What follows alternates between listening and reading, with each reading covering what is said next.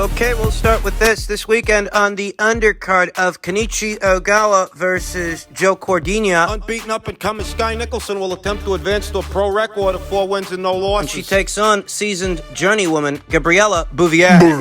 Gabriella Bouvier, a veteran of 26 professional contests, 26 professional bouts, sporting a professional record of 15 wins, 10 losses with 1 draw. 3 knockouts. Having been knocked out 3 times herself, 2 of those 3 knockouts came at the hands of Mexico's own Barbie Juarez, who Gabriella faced 3 times. 2 out of the 3, she was stopped by Barbie Juarez. Could Sky Nicholson rack up her first professional knockout this upcoming weekend? It's a genuine possibility. Sky Nicholson has been showing a lot more aggression, a lot more moxie, fight by fight. She's only got 3 professional fights, but I will say She looked pretty spiteful with Shaniqua Davis. and what was a 6-rounder on the undercard of Taylor versus Serrano not that long ago. Sky Nicholson debuted as a professional earlier this year in March, and she's already fought 3 times since then. They're really keeping her busy, and her development is showing. Whereas Gabriella Bouvier, in spite of being a veteran fighter, She hasn't fought in the last 2 years. She was last in action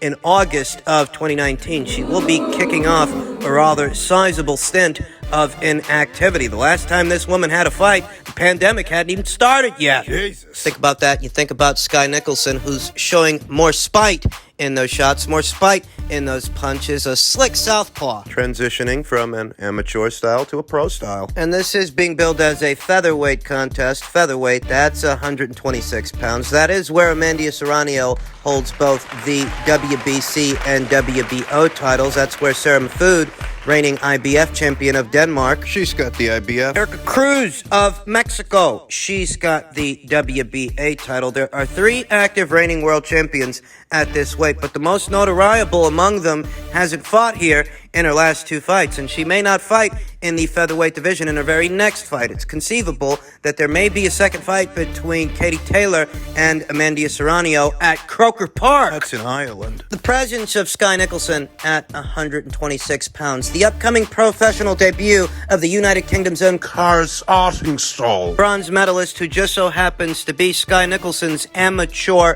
rival. It's conceivable that moving forward, 126 pounds, the featherweight division, will receive a lot more attention than it has in previous years, because you essentially have 2 major promoters, 2 major platforms with ponies in that featherweight show. You have Sky Nicholson over there on the Matchroom and DAZN side of things, and you have Artingstall.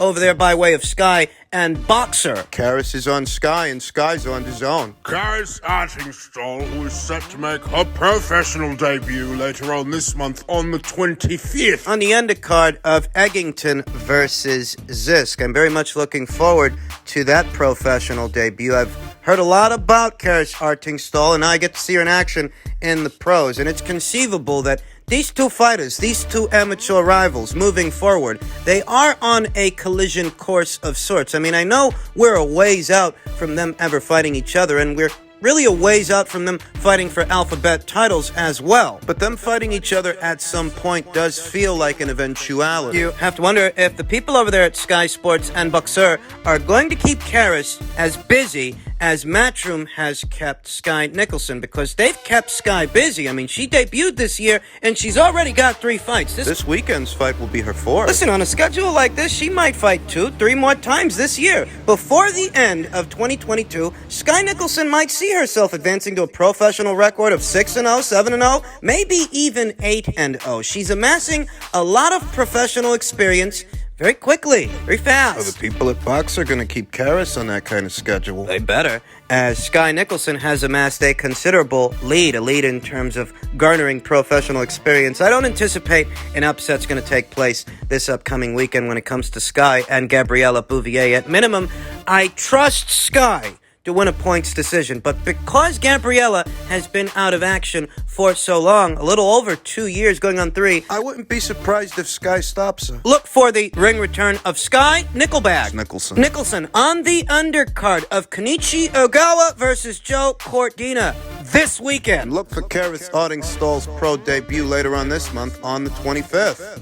In men's welterweight news, per tweet from Mike Coppinger, Danny Garcia and Jose Benavidez Jr., that's the older brother of David Benavidez, they've agreed to a deal for a July 30th fight at the Barclays Center in Brooklyn. Sources tell ESPN. The PBC on Showtime main event is Garcia's 154-pound debut after DSG captured titles at 140 and 147 pounds. This is his first fight since December of 2020 after having dropped a one-sided decision to Errol Spence Jr. It's important to note that both Errol and Danny sat out all of last year, but Errol only sat out all of last year due to an injury, and I think it speaks to what's left of the career of Danny Garcia that in spite of having been injured, Errol returned to action to unify a title before Danny Garcia even got to rebound off that loss to Errol. Danny's been talking about moving up to junior middleweight for a while now. He's finally set to do it, though. On the face of it, he could have had a fight like this last year. Why wait over a year and some months to rebound off that loss to Errol? How does that help anything? You gotta think about it.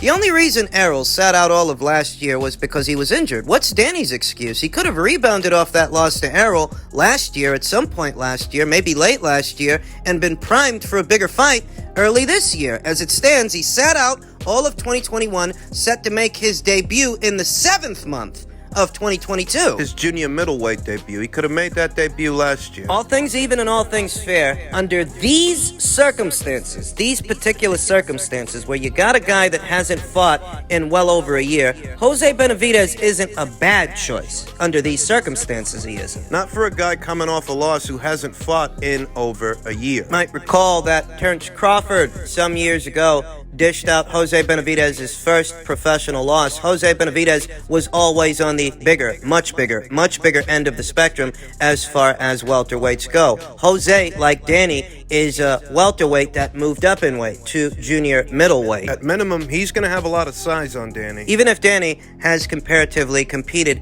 at a much higher level than Jose, Jose's physical dimensions, that statuesque frame, he really is more adequately suited to grow into a division, grow into a weight like junior middleweight. Guy's about, 6 feet, 6'1"? His last fight was well above junior middleweight. It was actually at middleweight. He had that fight with Terrence Crawford in 2018, got knocked out late in fight, went away for a while, sat out all of 2019, 2020. He was gone for something like 2 years. He comes back against Francisco Torres. He was gone for a while, close to 3 years, just about.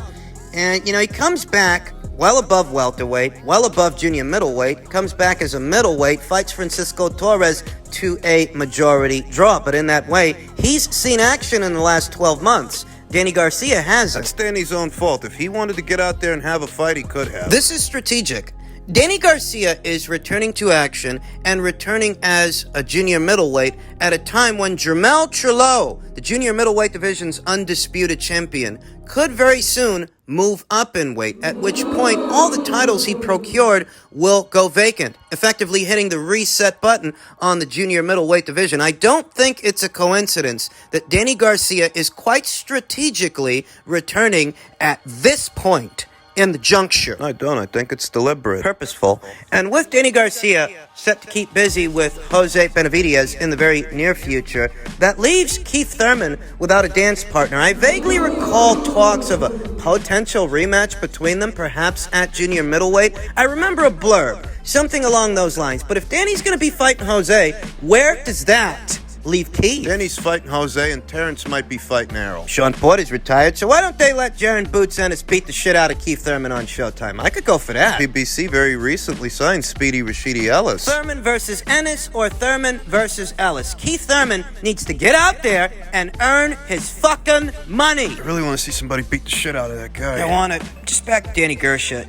Even if he makes it past Jose Benavidez in July, you really have to wonder what the future holds for him. Can he really win a world title in today's junior middleweight division when he's a small fry? I mean, he was never on the bigger end of the spectrum as far as welterweights go. He was always a moderately sized 147-pound fighter.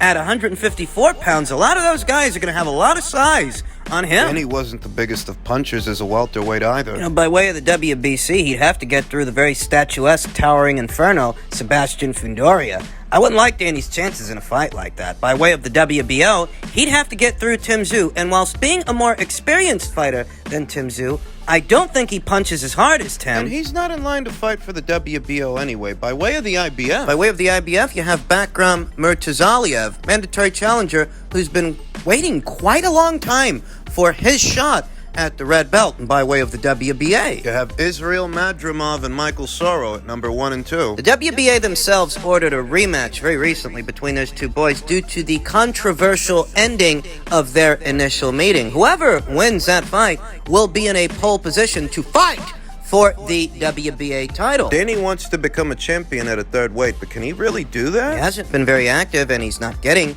any younger. Physically, he doesn't have the dimensions of your run-of-the-mill junior middleweight. Danny ain't nothing but a fucking gatekeeper at junior middleweight. It's a bit harsh, I know.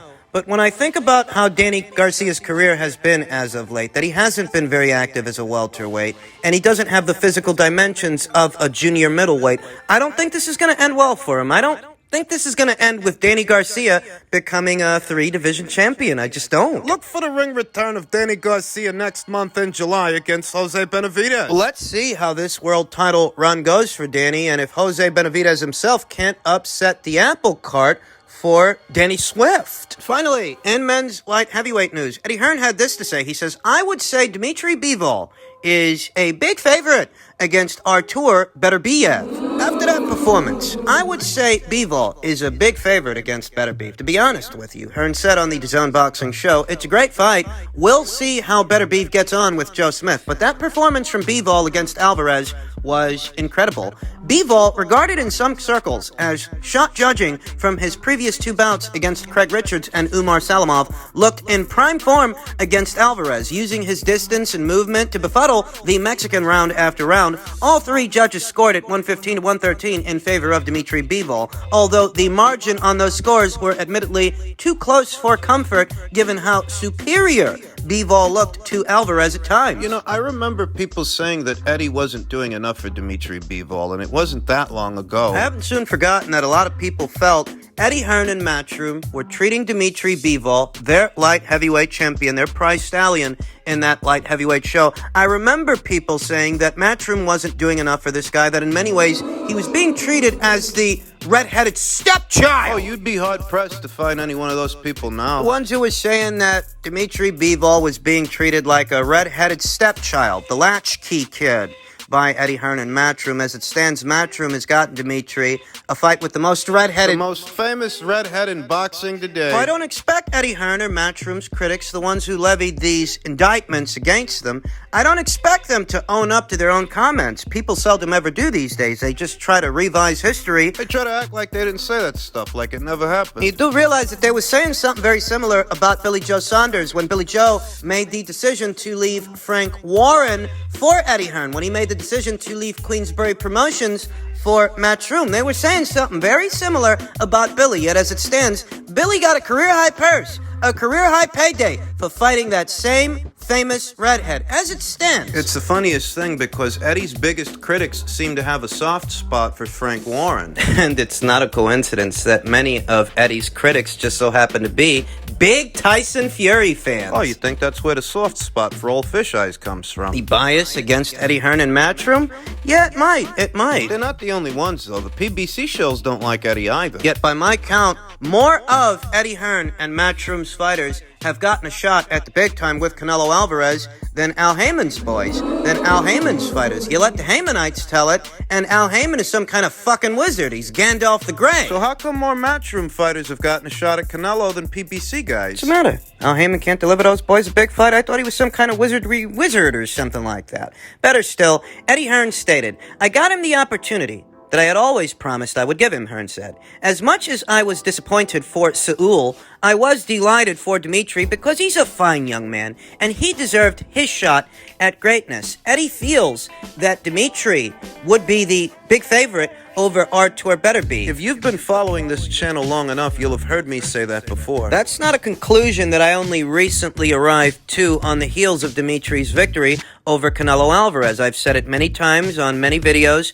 over the years that I favor Dmitry Bivol over Artur Beterbiev because Dmitry is a fleet of foot, moving target who is still in his physical prime, whereas Artur Beterbiev may very well be in decline. He's over the hump. He's over 35 years old. He's 37 going on 38. And he's not getting any younger, and he's not about to fight Dmitry Bivol. He's about to fight a guy that Dmitry beat already, and Joe Smith Jr. And don't get me wrong, Smith versus Beterbiev promises to be an excellent fight for however long it lasts. But like I said, he's not about to fight Dmitry, and he's not getting any younger. Based on reports and what's being put out there, even if he beats Joe Smith Jr., the Dmitry Bivol fight still ain't next. It ain't next for later on this year. According to Bob, they don't want to send Artur over to DAZN, and what they plan to do is match the winner of Beterbiev versus Smith against Anthony Yarde, one of Frank Warren's boys. And we all know that Frank and Bob have a great working relationship. They both share Tyson Fury and co-promote him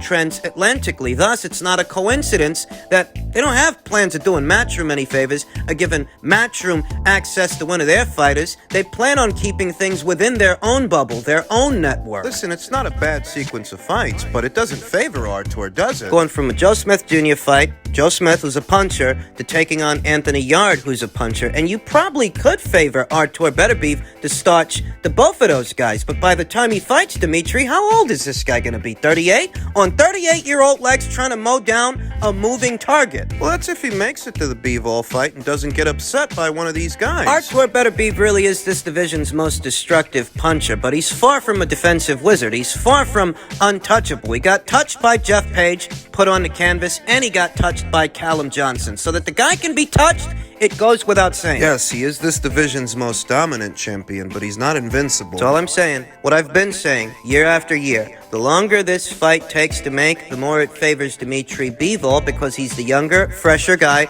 with the fresher set of legs. Whereas Artur, unfortunately for Artur, time really isn't on his side, trying to mow down a moving target on a 38-year-old set of legs. Bob's not doing him any favors prioritizing a Yarde fight as opposed to a Bivol fight. That's what he's doing. So if and when they meet, yeah, Bivol might be the favorite.